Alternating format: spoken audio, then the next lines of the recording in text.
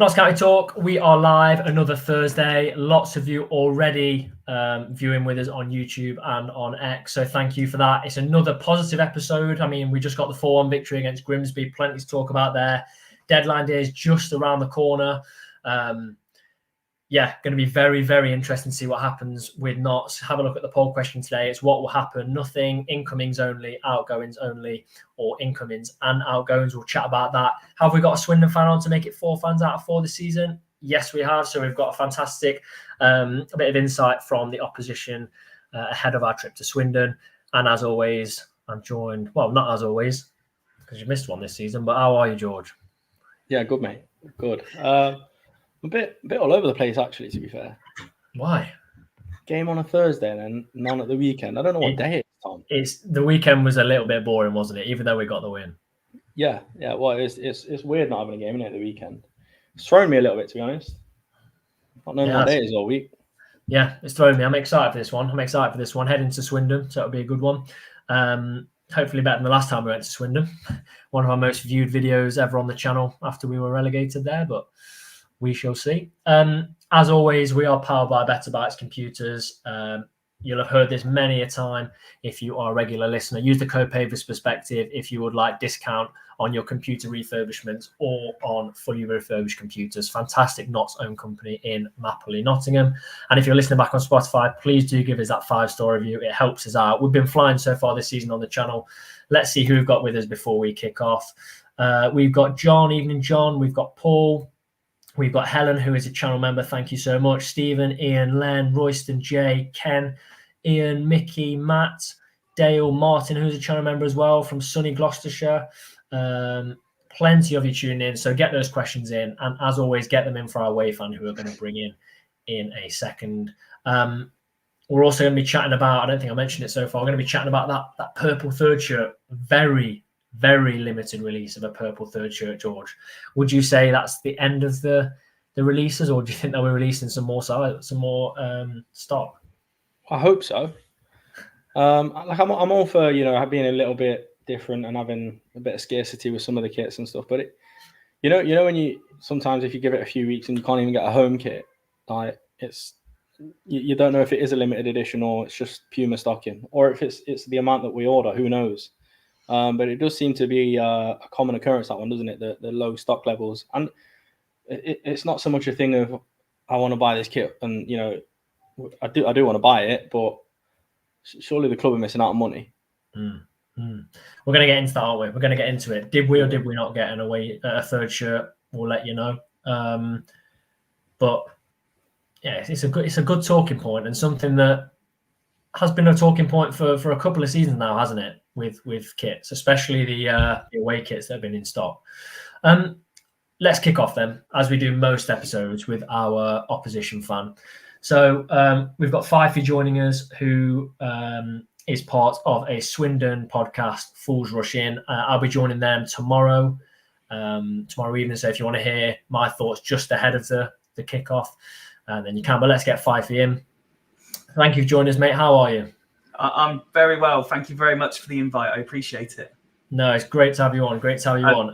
Apologies if it seems like I've done it on purpose, but just hearing you guys saying purple third shirt Puma, and here I am in last year's purple Puma third shirt. Let me tell you, it's caused a bit of a stir amongst Notts social media today.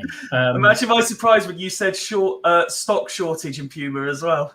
Oh, is that something that's happened? Yeah, as well? Yeah. Although we put it down to ourselves generally, like not wanting to pay for them, but yeah, generally we finally got away from Puma this year because there's generally always been issues. I think we're locked until 2027. George will be very, very pleased to know. But no, we're talking stock shortage of like 7 minutes after release. They were pretty much sold out in most sizes. So, yeah.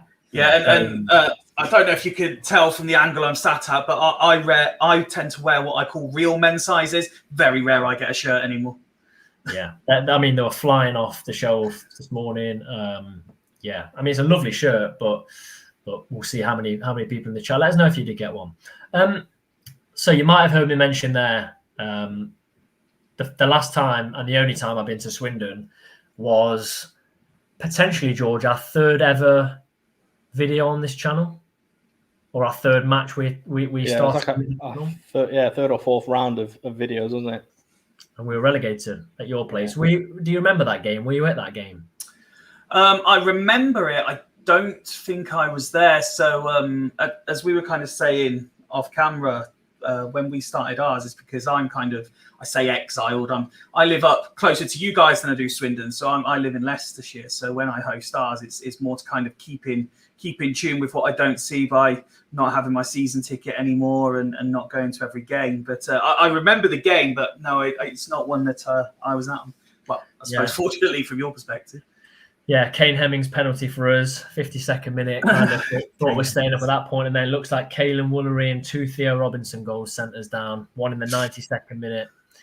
Kane Woolery and Theo Robinson, what a time to be alive. We're back. We're back. We've had a fair share of, well, compared to a lot of teams, not that long, but we've had our share of time in the National League, and we're back. So, yeah, interesting down there, isn't it, George? Very, very interesting down there. No man's land, almost. Yeah. But no, I'm looking forward to coming to Swindon at the weekend. We kind of go into the game, don't we, in fairly, well, very different form. You are overwhelming favourites going into this game. I mean, we're unbeaten. Yep. And then finish with a fantastic win. You're winless, and in your second game, we're hammered at home to Warsaw. What can we expect from Swindon on Saturday? Well, you said this is going to be a positive show, so I'm going to try and be positive. We've all supported football teams long enough to know that when a team comes off the back of an unbeaten start and a wonderful result against the team that can't score or win for toffee, there's only one team winning it, and it's the team that can't score or win. So I'm now really, really positive. So thanks for that. Realistically, and I feel horrible saying this, but if you turn up as is expected, and a number of fans have already been like messaging us this week saying, "Oh, no, not looking forward to this. If Warsaw can put that many past us, Notts could be double figures. It's ridiculous." There's not a lot of optimism generally for this weekend's game. Style of play, don't expect to be entertained unless you're doing all the entertaining, because it's slow, it's ponderous, it lacks any idea going forward, and it's just about. I do think the Warsaw thing was, I'd say, exaggerated. It obviously wasn't, because they put that many past us, but we haven't looked awful defensively in the other games, including the Crawley Cup game. It didn't look bad. Our whole thing last year was we could not defend at all last year, and the whole premise of what we've tried to do is we lacked physicality, we lacked height, and that was what's been targeted in the transfer window. So we've got what we needed to be better, and defensively, I suppose, very loosely saying, it looks better. It looks more organised, but we still do give away chances. And I'm still not 100% sold that the goalkeeper is going to be good enough to keep 75% of the chances created by opposition out. Wow. So obviously, it's early days yet, isn't it? It's very early into the season, but obviously you're struggling a little bit. What would you say your main issues are, really, so far this season? So we've been trying to identify this ourselves when we've discussed it. We think our midfield's definitely imbalanced, and it's a strange one because it looks like the components are there to do it properly, but the way we've kind of described it is they're just kind of the wrong way round, and we just need to kind of twist them like that. It's like the player who went into the season, most, if not all, fans were saying is our best defensive midfielder, if you like, has been playing in the most advanced role of the three, and it doesn't really make sense. I think our big issue is, as I kind of mentioned earlier, when on the occasion we do have the ball, we don't seem to have an identity as to how we're trying to use it. I mean, a lot of fans went in thinking, it looks like this year we're going to be trying to do the Route 1 stuff. But because we're under pressure so often, we don't have anyone supporting like Smith up front. Because he does win, obviously, his fair share of aerial duels, but there's no one there helping him. So then we try and do a little bit of passing of the ball and get it out wide and put crosses in. as I said, we're slow, so we're easy to defend against. It's not like we counter attack at pace, so teams can get back and get organised themselves. And then our delivery hasn't been great, and again, you're isolating one man up top. So I'm hopeful that there's rumour and suggestion that there's still a bit of activity to be done in the next 30 hours, and I'm hopeful that what we've seen in the opening couple of weeks isn't Swindon for this season. Makes me laugh. Well, a couple of things that you've said there. The first is you talk about Harry Smith. He won't get a very good reception from Notts fans on Saturday. Don't know if you saw the opening game of last season. We lost 5-1 to Sutton. I did. And Harry Smith waved at our fans, I believe, after our goalkeeper was sent off after 15 minutes, gave him a big wave. Fans were delighted to see him relegated with Sutton and get that relegation on his CV. But he is back in the Football League. I think he's a decent player. I think he's a handful. But yeah, he won't get a very good reception. And then also you said your struggles defensively. Were you at the home game, Swindon v Notts last season? Notts. No. So I actually came to the away game at the beginning of the season, and it was you guys that just turned our season off in October. It was horrible. No, you were massively impressed, weren't you, by Swindon in the home game, George? I thought on a different day it could have been completely different because you had some really good chances in that game. And I thought... Yeah, but we didn't start till we were like 3-0 down. That was the problem. Yeah, that happened, didn't it? Yeah, exactly. Yeah, I suppose that is a problem, isn't it? But no, yeah. On a whole, I thought your attack was fairly decent. It's just sort of midfield and defence that sort of let you down on the night. Yeah, I mean our squad, sort of August to December of last season, was a lot better than it was January to May, unfortunately. And performances and results were a lot better August to Notts County than they were Notts County to end of the season. It just looked to us like, that away game, as much as I had a fantastic day out, I had a great day in Nottingham and loved every minute of my day out right up until the football. After that, we just never looked like the team that there was in August and September. I don't know what happened, but a proper football team playing proper football and showing that Swindon team who had been scoring 4s, 5s and 6s, but conceding 4s, 5s and 6s as well. A team that could attack but actually defend and showing them how to do it properly just seemed to knock the stuffing out of them for months.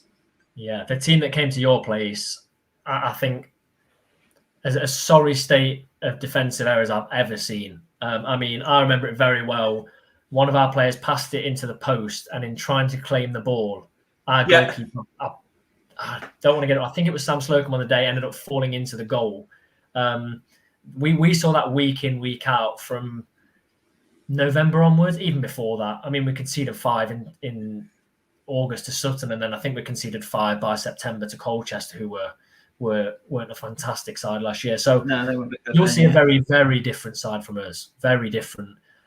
I still am adamant, even though we've conceded 3 goals, that we haven't been torn apart with any of the goals. The first goal we conceded to Fleetwood was our striker being beaten from a corner.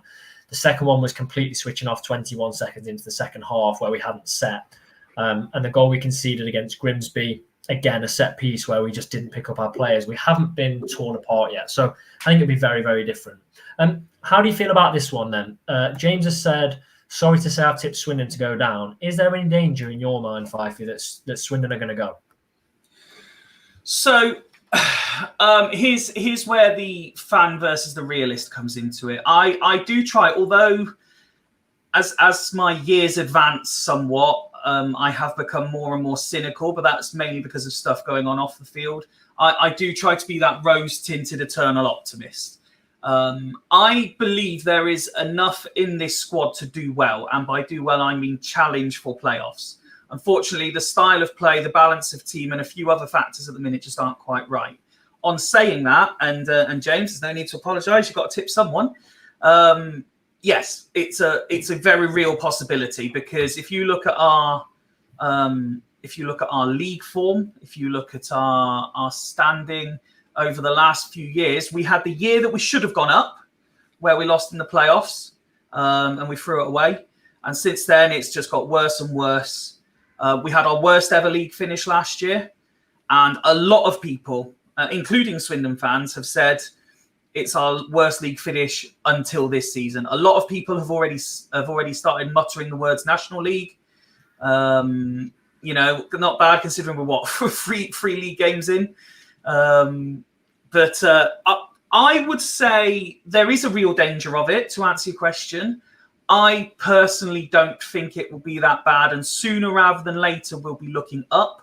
Yeah. And again, that eternal optimist in me. Last year, we had what a lot of people considered a really good start to the season. And like I mentioned earlier, we come to your place, got hammered, and our season fell apart in October. What I'm kind of hoping is we're having a really bad start to the season. You'll come to our place and we'll start doing really well. And it's just going to be a complete reverse of last year. I think, yeah, it's still very early days in the season. Very, very early. You've signed on loan, I believe, Shimanga. Yeah. We know him very well from his time in the National League. He got a serious injury. He might have even been a leg break. At that point, he was averaging more than a goal a game for Chesterfield. He doesn't seem the same player since. Went to Peterborough. Went back to Borehamwood and did okay. But you expecting much from him? Are you excited you've got him in? It's been mixed, the reaction. I think he offers us something different to what we have currently in that forward line. My issue isn't his ability to score goals. Yes, his form might be questionable since the injury. But I think I am a believer in form is temporary, class is permanent. A goal scorer knows how to score goals. That's why you look at the real best at doing it. You look at people like, say, Jamie Vardy, who can do it all the way from non-league to international. They just know how to score goals. So if he has that natural goal-scoring instinct, it will come at some point. My concern more is how are we supplying him the chances to do so? Yeah. I mean, no doubt if he gets an opportunity, we can't give him an opportunity. We can't. I've got one more question. There was that strange transfer. Sorry, Tom. There was that strange transfer of him, wasn't there, where he failed his medical. Do you remember? Where was that at? I can't remember who it was. I'm sure it was a League One club, though, wasn't it? Or was this before he ended up at Peterborough? Yeah, when he was. I vaguely recall. It wasn't Barnsley, was it? I don't think it was Barnsley. No, but yeah, I remember there being something. Was it Birmingham? I don't know, mate. I don't know. I can't remember. I know what you're talking about. There was something. Very, very quickly then, last question before I let you go is, can you give us, it's kind of a joint question, can you give us one player to look out for in your team that we might not know about? And then what's your score prediction for Saturday? I would love to say that the player to watch out for is going to be Glatzel. At some point, he's much better than what he's shown so far this season. So I'd love to say the player to watch be him, but his form hasn't suggested so yet. So maybe Subavale, assuming he starts at right wing back, would be the player who's likely to cause the most danger. That's assuming we stick with our standard 11. I mean, I expect maybe Schmanger's going to come in and start. But based on our general 11 for the first few games, I would say maybe watch on our right-hand side. Subavale's looked good when I say good. As poor teams go, he's been our better player in terms of causing something that resembles danger. Score prediction, we really need to win. I really can't see us winning. If you offer, despite it being at home, if you offer me the draw now, I'd probably take it. The football fan in me wants to say that we win this 2-1. The realistic podcast host in me says there's every chance we lose this 4 or 5-0 again. Wow, 4 or 5-0. Yeah, I mean, I can see both from an odds perspective.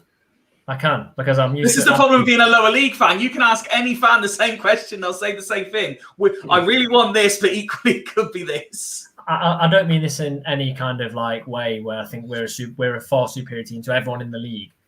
But I think if we play like we did against Grimsby, against you, against anyone in this league, I think they would really struggle. I think if that side turned on Saturday, I think we could net 3 or 4 goals. But this is the thing, and we find it all the time because it's the games where you don't expect much, where things actually happen. And I mean, after that, there was a long time where a lot of people were saying last year, Notts are going up, County are going up. There, and your fall away was only not talked about so much by our fans because of our fall away as to how bad we became. So again, people will be watching that thinking, they look good now, but are they going to fall away again? And that's where the questions will be asked for you guys come November, December, January. Does it happen again? We'll see. I hope it starts in August, if I'm honest. I hope we've sorted that defence out and it doesn't happen, because that was painful. The last 2 months of the season were just awful. Fifey, really, really appreciate you coming on. And I will chat to you tomorrow night on your show. Yeah, looking forward to it. See you then. Nice one. Cheers, mate. Cheers. 4 great fans have had on so far this season, George. Run. What a great run. Great run. Accrington fan next week. Come on. Shaking. You are. Shows that again. Shaking. Oh, for those of you that can't see on Spotify, George is indeed shaking. Yeah, a couple of people, Pythagoras and Andrew, said it was Birmingham, George, that he failed his medical. Thought it was. So I worry a little bit about him playing. I just think, those kind of players, they always seem to get something against Notts. Probably a little bit too soon for him, I think. Do you reckon? To sort of hit the ground running. Famous last words, though. Someone will clip that now and send it to me later in the week. We've literally got Shamanga and Harry Smith playing up front against us at the weekend. One of them bound to get a goal. Bound to. Yeah. Your first game back of the season, wasn't it, against Grimsby? Yep. Talk to me about Dan Crowley. I think we need to be careful, to be honest, about how much to talk about him. Deadline day is tomorrow, I believe. Yes. I said in the video, I think that's the best performance I've ever seen from a Dan Crowley, and then said probably from a Notts player. Genuinely unbelievable.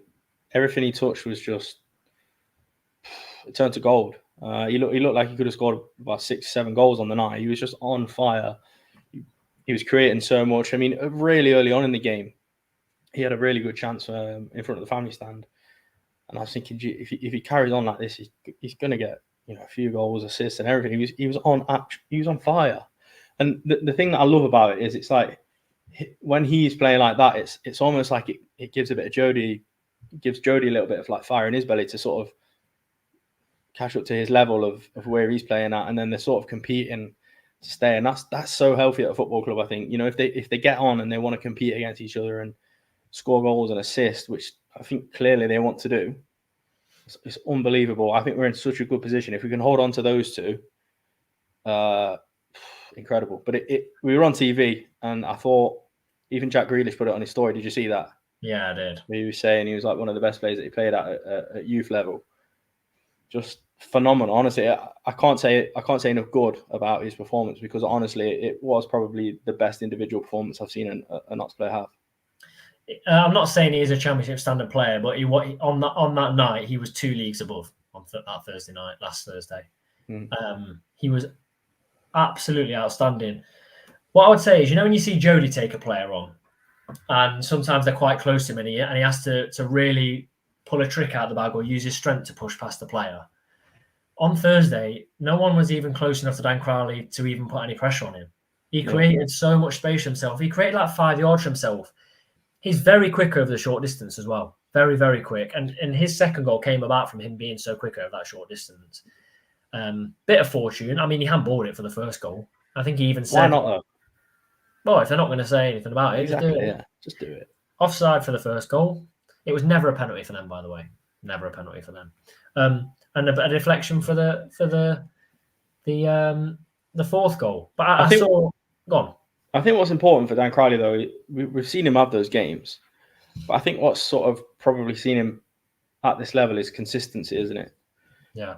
On his day, he like I've just probably gave him the best compliment you can give a player at a football club. It's probably the best individual performance. But consistently over a season, last season, he had spells where he was just not effective at all, wasn't he? So if he can consistently play like that, it's going to be A, amazing for us, which is, we're Notts County fans, and B, amazing for him because he'll probably, get a move. Yeah, I'm just going to quickly pause there because I've seen in the chat earlier, Chris said the anagram of hot point scrums was indeed Curtis Thompson. So well done for that, Chris. That's a good one. Well done, Chris. It is. I'd say that's maybe the second hardest so far this season. I think that was a hard one. Thierry Ordell was a little bit trickier, I think. Yeah, like I'm not going to talk too negatively about this situation because we know the situation. We know that rumours don't come out of thin air most of the time. It would be a disaster if Dan Crowley left. There has been rumours of MK Dons. There's been rumours of Hibernian in the Scottish Premier League. In for Crowley. Today, I don't know if you heard, Stuart Maynard said he wouldn't name the player, but he said we've rejected a bid that didn't meet our expectations for a player. It has to be for either Dan or Jody. It has to be. I mean, we have plenty of other good players, but I can't see who else would be. Like most of the players we've got now are great players, either coming back from injury or they've just signed for us. So it's not going to be any of those players. It has to be one of those two. It's so important. It's so important we keep him. So Andrew says Crowley and JG will be leaving the same way Ruben and Wootton did, free at the end of the season, even if we go up. But you know what? If that's the case, but to keep them for this season, we got promoted. I think you have to go for it. You have to take that. Personally, what do you think? Yeah, I think we have to take it as well. Yeah, it is what it is, isn't it? Maximise what we have for now. If the absolute worst came and they both left before deadline day, I don't think we go up. But I'm very, very confident they stay. I am. Dan Crowley, the way the way he was pushed towards the Kop, celebrating in front of the Kop, he's become captain for the time being, hasn't he? Whilst Matty Palmer's out. Can you remember when Williams came up to the Kop last time? Who? I'm just saying. Yeah, could have been a farewell. Yeah, but there's a deadline on Dan Crowley. There's not a deadline on managers. So I think they stay. Maynard says we're close to bringing a couple more players in. I think it's been mentioned that central midfielder on loan from Spurs, can't remember the name off the top of my head. Someone will definitely put it in the chat. That tells me that Scott Robertson is going to be out for a little while, I think. I think it's even worse when players come back from an injury and then immediately go back down, sort of within, well, what time did he come on in the Fleetwood game? Half an hour to go? So he's effectively played 45 minutes of football and gone back down injured. Unless it's something brand new and it's a recurring injury, it doesn't look very good. Yeah, George Abbott, thank you, Dale. George Abbott on loan from Spurs, it looks like. To keep that central midfield position, got some good squad depth in there. So we'll see if that happens. The poll question again is a reminder. George, have you got it up? Reminders. I have got it up. Yeah. What do you think will happen before the transfer deadline? Nothing. Only incomings, only outgoings, or incomings and outgoings. Have you voted? I have voted. Should we go for it now? Why not? Go on then. What is it? I've put only incomings. So have I. But obviously the poll, people think 19% think nothing, 69% think only incomings, 1% think only outgoings, 11% ingoings and outgoings. Yeah, I can only really see incomings, to be honest. Yeah, I think so. I think it's going to be just incomings. William, I did read that as well, said he can play right back as well, George Abbott, so it would be good backup at right wing back if needed. Yeah, it would. We haven't seen Kellen Gordon yet, have we? I think he should be back. Yeah, I think he should be back. He should be. Anything else stand out from you in the Grimsby game then? Do you agree with me that I don't feel that we've been opened up yet, or do you think we just haven't defended well enough yet because we've conceded 3 goals? I really don't feel like we've been opened up at all because Grimsby didn't look like scoring massive. They didn't get many big chances, I don't think. They got one big save from Alex Bass. Yeah, they had 1 or 2 chances, didn't they? We definitely look more solid, don't we, at the back? But yeah, I think on a whole, I do agree with you that we don't seem to be opening up too much as we were last season. But I do think you've got to give credit to the squad because looking at it, it's still fairly unsettled. You know, there's probably 2 or 3 players in that squad that should be in that squad. Sorry, that are sort of carrying injuries. I'm thinking like some Matty Palmer, for example, and they just look in the Grimsby game. They just look so settled already, and they've not necessarily played long together at all, and they're probably not necessarily going to be starters week in, week out. So you got to give credit to that, because that to me looked like a team that was, you know, used to playing with each other, settled in, and you know, top end of the table, I suppose. Yeah, we've what stands out for me is we've scored 6 goals in our last 2 games. Yes, they were home games, which I feel like are a little bit easier. But the game we didn't score was Tranmere. And I don't think many teams are going to score that many goals past Tranmere this season. Nobody scored past Tranmere yet. So, I mean, first game of the season, lots of players out injured. One of our main creative players, Dan Crowley, playing a lot more defensively, so couldn't open them up as much. On another day, I think it's... who was it? Maybe Kunde, did he come on? If he's like got another centimetre on that toe, he puts it in the back of the net. Yeah. So we scored 6 goals in the last 2, and people were worried about us needing a striker. How many do you think we could have realistically scored on Thursday? We had so many chances. Yeah, like watching the game, it was like a pre-season friendly, wasn't it? It was like from a Notts perspective, amazing, but from a Grimsby perspective, awful. How many could we have had? It literally could have been double figures, couldn't it? Yeah, it could. And I'm just looking at the teams Tranmere played. Tranmere played Walsall, and Walsall didn't score. Walsall put 4 past Swindon, so we know they can score. Port Vale, who haven't hit the ground, well, haven't set the league on fire like I thought they would when I predicted them to win the league, but they still put 2 past Salford on the opening game, and then went to Tranmere. Well, Tranmere went to them and they didn't score. So I'm really. I did say I think we'll be all right without a striker. I do think we may loan a striker in still, because I don't think unless we get George Abbott, we haven't used up a loan slot at all. But we're scoring goals. Jata scored again, 2 games running, 8 goals in the last 11. So I'm not going to get into the debate about Langstaff, because I've seen what Neil Harris has said, and that's a whole other story. And I feel like we kind of, yes, we can keep an eye on how he's going on, but I think from my point of view, he's not our player anymore. I could see a situation in the future where we do get him back on loan if the situation carries on. But right now, we're absolutely fine up front. And if we go into the Swindon game, and as Fifey said earlier, he feels like we could score 4 or 5. What if we do go and score 2, 3, 4 goals again? Then that whole thing about needing another striker only becomes a debate about have we got enough if someone gets injured, not about scoring goals.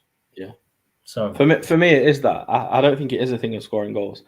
I think it's just a numbers thing, having the depth. You know what I mean? Yeah, I do. Play like he did on Thursday. Crowley scores what? 16. I think he could get as much as playing like that. He could get 18, 19, 20 goals. 16 is my guess. Want to go back? Yeah, but your guesses are poor. You thought we could see 30 last season. Come on, we've got to get it wrong once, haven't we? Once. Me and you had Crawley to finish rock bottom. Exactly. To be fair, everyone had Crawley to finish rock bottom. I'm just having a look. Exactly. Dan Crowley's, 2 goals already and an assist. Yeah, I think we are okay in that position. Come back to this video in about 2 months. Let's have a look. Helen says we look better at the back, still gelling. Yeah, we do look better at the back, actually. I would like another clean sheet to make it 2 clean sheets in 4 games.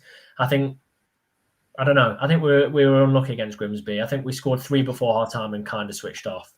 And then Martin has said, a good thing now is when several subs come on, it doesn't weaken the team. Much stronger squad now than last season, but we need another striker, so Martin thinks we do. But no, I agree. We look that bench against Fleetwood, I think it was. Matty Palmer on there, McGoldrick, Austin. Very, very, very strong bench. So that's only going to benefit us as the season goes on as well. Rotation as well, because as we've already mentioned on the channel, like dozens of times, we completely burnt players out last season. I'm talking Didsey, completely burnt them out. We've got options. We have got options. Question from Ian George: do you think we need to send Aidan Stone packing to ease the wage bill? Ideally, yes. I mean, I don't think he's going to really play at all. So, as much as I don't think he'd be anywhere near one of our top earners. I bet he's on decent money, you know. Well, he was brought in as to be like the first choice, wasn't he? Yeah. I can't see him ever playing. We'll see what happens when it comes to the Burton Albion game that's been rearranged for, I think it's the 24th of September. But I can see it being Sam Slocum in that one. Nice. So, what are you excited about that? I can't go next week because I'm working away. Isn't it? It was next week, wasn't it? I think it was. And I was looking forward to go to that because I go to Burton quite a lot, the stadium. I've never actually been there for a game. You're going to go? I'm going to go. Enjoy it. Thanks. Enjoy it. Wayne, we can only reduce wage bill with Stone if he gets a move. He'll be on number one choice keeper wages. So, yeah, only go and move if he gets similar. James says, I think we need a different type of striker, a pacey, nippy type of player who go one-on-one against defenders, offers an option that I don't feel we currently have. I don't feel like we currently have massive amounts of pace, but I think that will change when Callum Gordon comes back, I think. Which is hopefully very soon. Dale says, shame about Baj again. Yeah, Baj Rami, another ACL injury. Gutting for him after he got his move to Burton. I think he was on 4 minutes of the game he had to go off. So, yeah, really gutting. Let's just revisit something we talked about at the start. Purple third shirt gate. I did get a shirt this morning. I got to Med Lane 9:30, I think. And there was already a queue. And the queue only got a lot bigger. I'd say it ended up being 75, 100 people in that queue.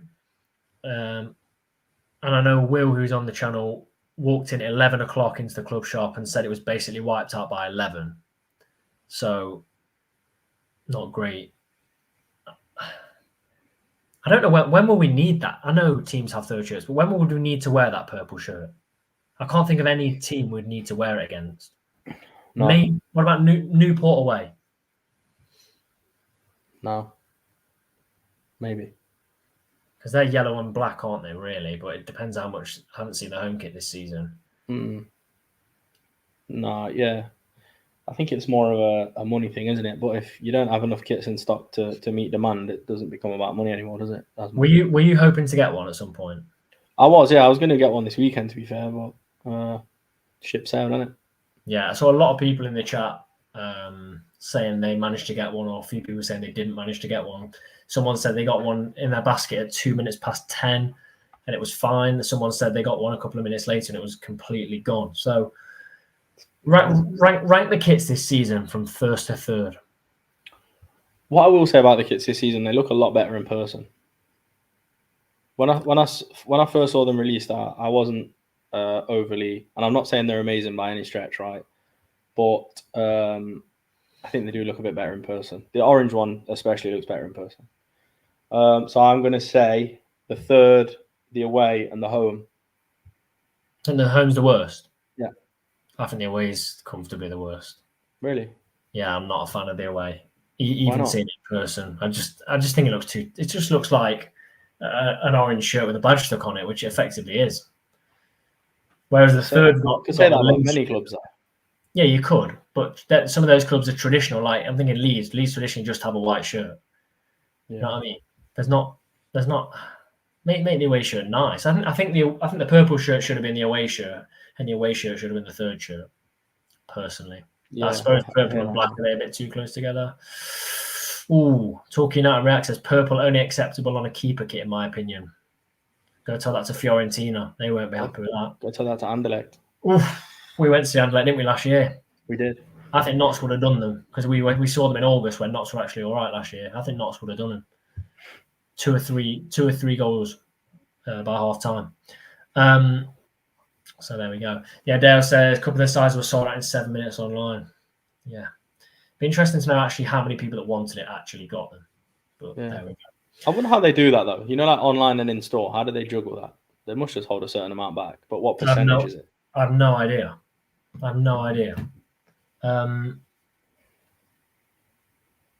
I'm just reading this from Wayne. If the orange shirt was the same tone as lavender one in the promotion season, it would have been 10 times better. Yeah, I agree. I'm also big on badges. I think they all are this season, being sewn on and not like the same material as a sponsor. Do you know what I mean? Yeah. Like, big on that. They last a lot longer. Heat transfer badges are the worst. Yeah, we're not having any of that. Not having any of that. Cracking after 3 washes. Yeah, we're not playing with that. No good. No good. Right, let's go for our team then. Team for Saturday. A few people saying Kellen Gordon's back. I'm going to make this. Well, how am I going to make this easy? Just make it easy. We have to change Robertson. Okay. We have to, don't we? Yeah. But I can't see any change to the lineup apart from him. Yeah, same. But who goes in his place then? It's a tough one. It is a tough one.